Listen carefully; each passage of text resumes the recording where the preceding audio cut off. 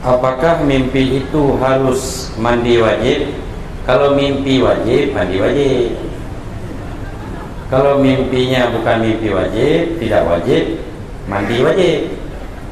Jadi tergantung mimpinya itu mimpi apa. Kalau mimpi kita diberikan makanan oleh seseorang, itu begitu terbangun dari tidur, tidak wajib mandi. Tapi mungkin sikat gigi, mentang-mentang dari pejabu. Nah,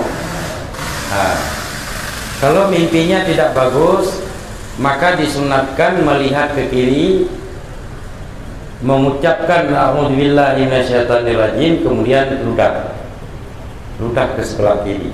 Itu kalau mimpinya tidak bagus.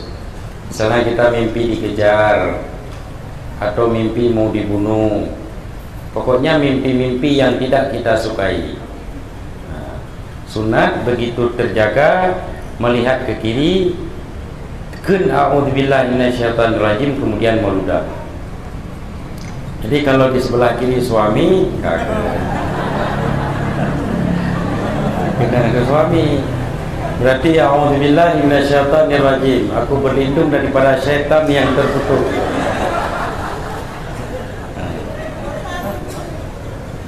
Kalau sudah tahu suami, kita ludah juga, itu dosa. Badum sebahagian orang kenapa yang ludah hari? Memang wadah rui bapakku ludah. Tina ludah nalih bapak kabeh dia Bandung.